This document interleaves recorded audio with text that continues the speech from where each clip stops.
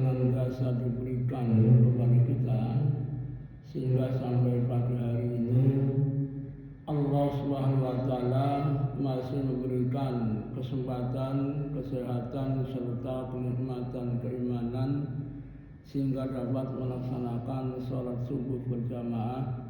Mudah-mudahan dapat meningkatkan ketakwaan kita kepada Allah Subhanahu wa taala. Amin ya rabbal alamin. Hadirin kaum muslimin dan muslimat rahimakumullah. Pada kesempatan pagi hari ini saya ingin menyampaikan dalam surah Bani Israil ayat surat ke-17 ayat pertama yang tadi dibacakan sholat rakaat pertama.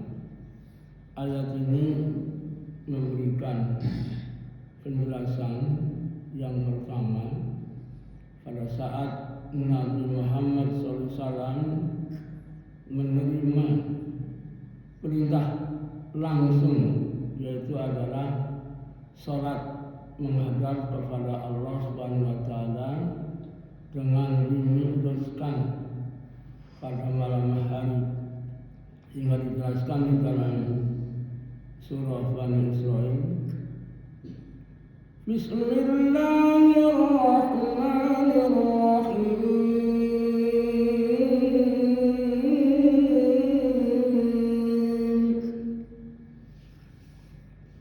Subhanalladzi asra bi'abdihi laylan minal masjidil haram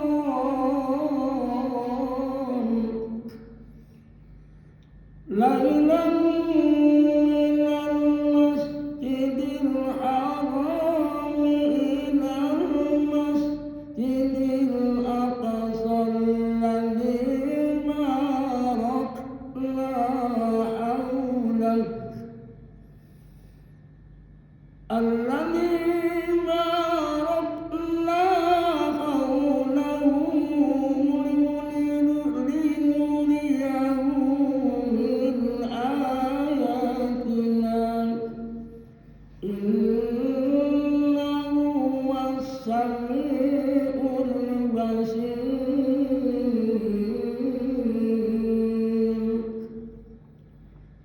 Maha suci Allah yang telah memperjalankan hambanya pada malam hari, yaitu Nabi Muhammad SAW, dari Masjidil Haram ke Masjidil Aqsa yang telah kami berkahi di sekelilingnya dan kami tunjukkan sebagian daripada tanda-tanda kebesaran Allah Subhanahu wa taala. Sesungguhnya Allah Maha mendengar dan Maha melihat. Ayat ini memberikan penjelasan bahwa pada saat Nabi Muhammad SAW diisrakan untuk menerima wahyu atau perintah, yaitu sholat. Oleh karena itu, sholat itu merupakan sebagai pembeda antara orang-orang yang beriman dan orang-orang yang tidak beriman. Karena sholat merupakan sebagai hamba yang menyembah kepada Allah Subhanahu wa taala. Pertama, sebagai tanda bersyukur bahwa semua yang ada di sekelilingnya telah Allah berkahi.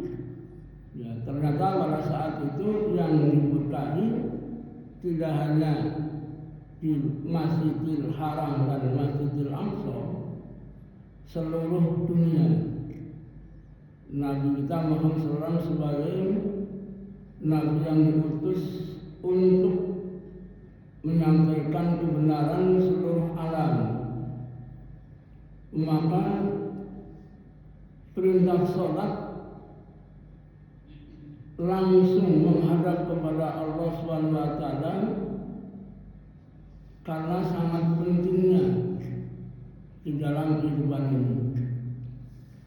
Tapi kalau perintah-perintah yang lain seperti perintah melaksanakan haji itu di dalam surah Al-Baqarah ayat 196.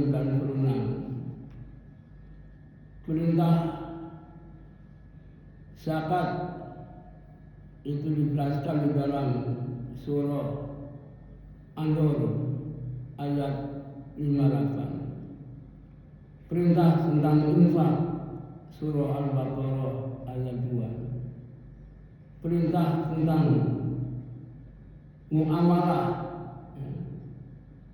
itu dijelaskan di dalam ayat-ayat menjelaskan tentang hablum minas surah Al-Imran ayat 114. Jadi semua perintah-perintah itu adalah melalui wahyu Al-Quran yang disampaikan oleh malaikat Jibril kepada Nabi Muhammad SAW. Tapi perintah sholat adalah langsung. Maka ketika hamba Allah sudah mengucapkan dua kalimat syahadat, yaitu berikrar, wajib melaksanakan sholat, tidak bisa ditawar-tawar. Karena sholat yang pertama adalah menjadikan ketetapan hukum bagi orang-orang yang telah mengucapkan dua kalimat syahadat. Dalam hadis disebutkan ahdul ladzi bainana wa bainakum shalah faman tarakaha faqad kafara. Perjanjian antara manusia dengan Nabi Muhammad SAW adalah sholat. Barang siapa yang berani meninggalkan sholat berarti mengkufuri nikmat-nikmat Allah Subhanahu wa Ta'ala. Oleh karena itu, nanti pada saat manusia dikumpulkan di dalam padang mahsyar, semua manusia dalam keadaan telanjang, sebagaimana pada saat bayi baru lahir kembali.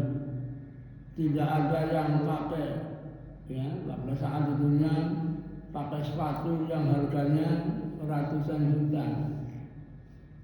Tapi pada saat menghadap kepada Allah, tidak ada yang memakai sepatu, tidak ada yang pakai sendal. Semua dalam keadaan telanjang. Semua dalam keadaan tunduk dan patuh ketakutan. Tapi pada saat ketakutan di sini ada perbedaan. Orang-orang yang senantiasa melaksanakan sholat, mukanya berseri-seri. Mereka sangat menyenangkan.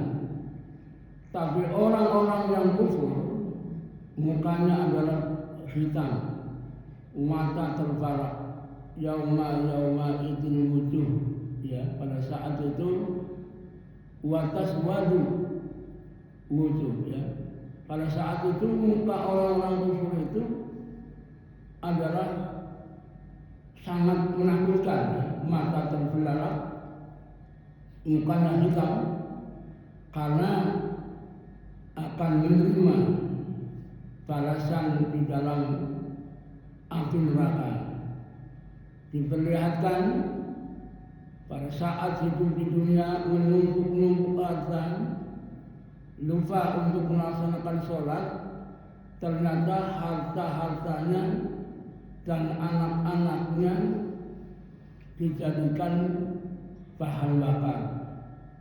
Dijelaskan lagi di dalam surah Al-Imran ayat 12. Innal ladzina kafaru lan tughniya anhum amwaluhum wala auladuhum minallahi syai'an wa ulaika hum al-ghafurun. Sesungguhnya orang-orang kufur, orang-orang yang tidak percaya pada hari akhirat, harta-hartanya dan anak-anaknya menjadikan bahan neraka jahanam. Karena mereka tidak percaya kepada hari akhirat. Dijelaskan lagi dalam surat Bani Israil ayat 10. Wa annal ladzina la yu'minuna bil akhirati a'tadna lahum adzaban alim. Adapun orang-orang yang tidak percaya kepada hari akhirat, mereka mendapatkan azab yang sangat pedih. Ini jelas ayat-ayatnya menjelaskan tentang peristiwa-peristiwa kejadian-kejadian yang telah dialami di dunia ketika mereka seharian tidak sempat untuk meluangkan waktunya, padahal hanya paling lama setengah jam kita sholat. Ya katakan dari rumah sampai ke masjid, ya rata-rata 1 jam, ya dengan mandi dan sebagainya persiapan 1 jam. Nah dalam 24 jam itu hanya 5 jam. Yang 19 jamnya untuk yang lain-lain. Tapi bagi orang-orang yang beriman, yang 19 jamnya itu adalah dijadikan amal sholat, bahkan ibadah. Tapi orang-orang kufur yang sama sekali 24 jam itu kegiatan aktivitas mereka di hadapan Allah SWT tidak ada apa-apanya, semua sia-sia.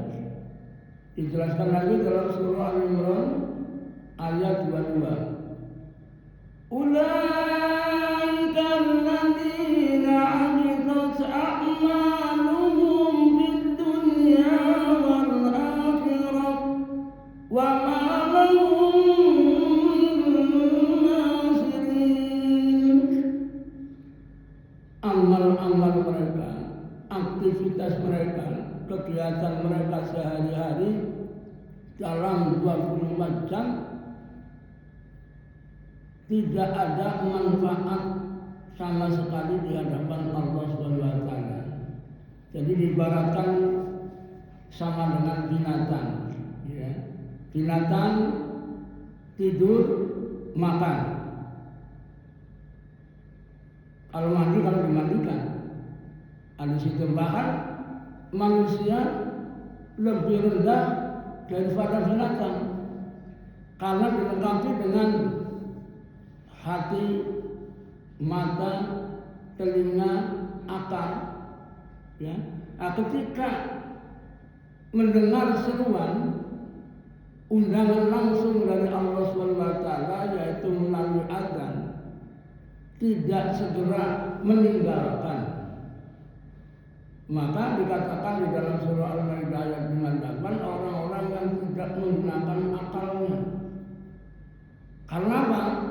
Tahu waktu sholat, ya seperti hari ini, ya ini yang siang saja, kalau subuh barangkali masih tidur, gitu. Siang hari ini jam 12:02. Nah itu waktunya sudah ditentukan. Dijelaskan lagi dalam surat An-Nisa ayat 109. Inna sholata kanat 'alal mu'minina kitaban mawquta. Sesungguhnya sholat itu kami tetapkan waktu-waktunya bagi orang yang beriman, bagi orang-orang yang bertakwa, bahwa waktu itu adalah benar-benar sangat ditetapkan oleh Allah Subhanahu wa Ta'ala. Nah, orang-orang yang tidak beriman tidak punya waktu, semaunya sendiri, ya. Kadang-kadang malam menjadi siang, siang jadi malam, karena tidak punya batasan. Tapi orang-orang beriman selalu ditentukan dengan waktu yang telah ditetapkan. Oleh karena itu sangat mulia orang-orang yang melaksanakan sholat tepat pada waktunya. Yang pertama, Allah sangat mencintainya, sangat mencintainya pada orang-orang yang beriman yang sholat tepat pada waktunya.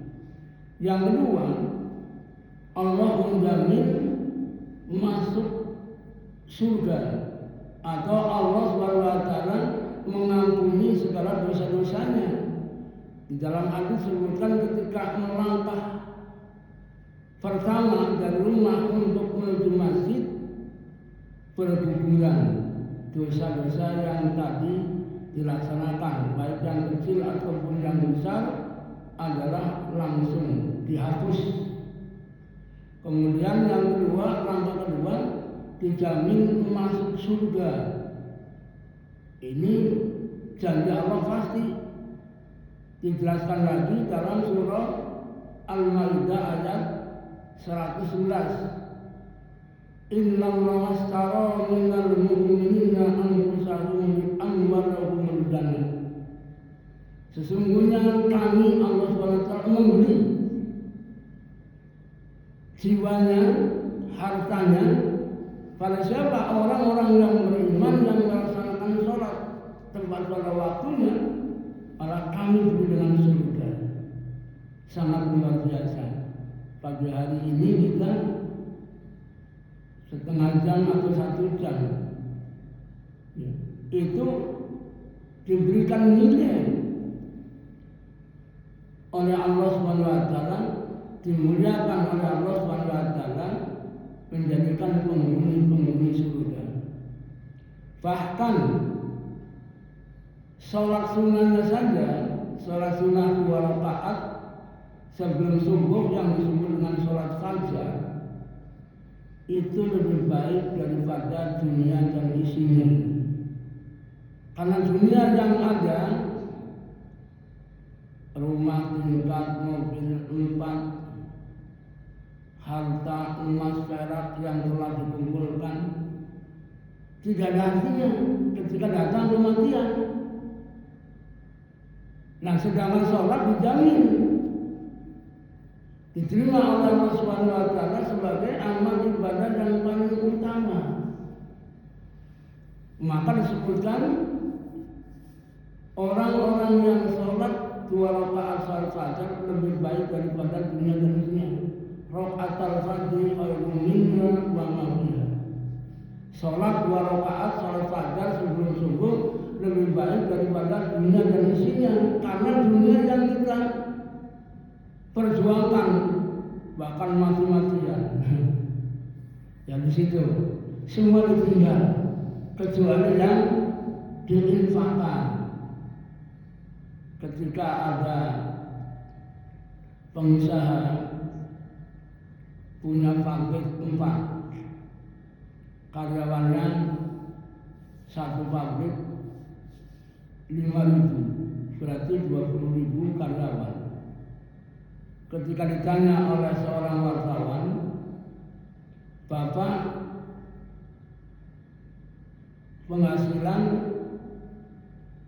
sebulan berapa, ataupun aset yang Bapak miliki berapa triliun? Dia jawab, saya hanya punya aset 100 juta. Hari ini wartawan bilang, Allah itu bohong. Masa karyawan 20.000 dengan pabrik segitu besarnya cuma 100 juta. Ya, karena orang yang beriman mengatakan harta yang sesungguhnya yang kami miliki hari ini 100 juta karena kami infakkan untuk kepentingan umat, yaitu disumbangkan ke masjid, disumbangkan ke madrasah. Itu yang sebenarnya harta kami yang kami infakkan, itu yang kami miliki. Kenapa? Kalau hari ini kami meninggal, itu harta yang 100 juta itulah yang akan mendampingi dari mulai kuburan sampai di surga. Itu yang sebenarnya. Maka amalan-amalan yang tidak lepas dalam anggota tubuh kita yang senantiasa mengikuti, mendampinginya adalah yang pertama sholat, yang kedua infak, yang ketiga bacaan Al-Quran, yang keempat puasa. Nah, itu yang sesungguhnya amal-amalan yang selalu menempel dalam anggota kita yang dijamin walaupun kita sudah menjadi tulang belulang, itu ketika sedekah atau infak tadi dimanfaatkan oleh orang yang hidup, itu pahalanya mengalir tidak pernah putus. Itu tandanya amalan-amalan yang senantiasa mendampingi, sangat mencintai anggota tubuh kita. Tapi istri kita, anak kita, ketika kita datang kematian sudah selesai. Walaupun pada saat mau menikah, cintanya sehidup semati, itu bohong. Begitu meninggal duluan, suaminya atau istrinya sampai kuburan tidak mau mengikuti pulang. Nah, itulah mari kita dalam waktu yang tidak yang tahu, mari kita usahakan jaga sholat berjamaah 5 waktu di masjid dalam keadaan apapun, dalam keadaan sehat tentunya, dalam keadaan dimanapun. Begitu terdengar azan, tinggalkanlah semua aktivitas. Ini perintah dalam surah Al-Jumu'ah surat 62 ayat 9. Ya ayyuhalladzina amanu idza nudiya lis-sholati min yaumil jumu'ah. Wahai orang-orang yang beriman, tinggalkanlah jual belimu, aktivitasmu untuk melaksanakan sholat berjamaah. Karena sangat pentingnya pada saat pertanyaan pertama di akhirat nanti, yang ditanya bukan hartanya, bukan ilmunya, bukan jabatannya, bukan anaknya, bukan cucunya. Pertama menghadap Allah adalah pertanyaan pertama sholat. Dalam hadis berikutnya disebutkan, awwalu ma yuhasabu bil abdu yaumal qiyamati sholat. Fa in ruddat kullu sayru amali, fa in sholihat sholihat sayru amali. Pertama-tama anak cucu Adam menghadap kepada Allah, pertanyaan pertama adalah sholat. Kalau sholatnya sempurna, 5 waktu berjamaah, maka diterima amal-amal ibadahnya sekecil apapun, dijadikan amal soleh. Tapi ketika meninggalkan sholat, semua amal ibadahnya tertolak, tidak diterima oleh Allah Subhanahu wa Ta'ala. Apa amal ibadah yang besar?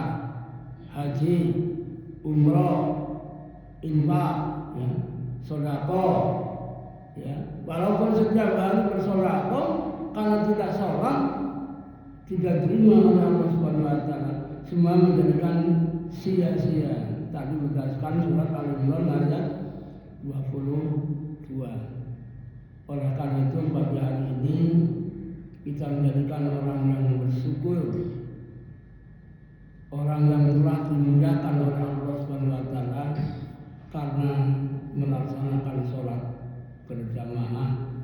Semoga Allah Subhanahu wa Ta'ala memberikan kesehatan, kesempatan, kesabaran, ketawakalan untuk menjalankan ibadah, menjaga sholat 5 waktu ini sebagai standar yang paling utama, bahwa kita orang-orang yang bersyukur kepada Allah Subhanahu wa Ta'ala mampu menjaga sholat 5 waktu, dan mudah-mudahan Allah Subhanahu wa Ta'ala menerimanya sebagai amal ibadah yang paling utama, akan mampu menjawab ketika kita pertanyaan utama di akhirat adalah amal-amal soleh melalui sholat.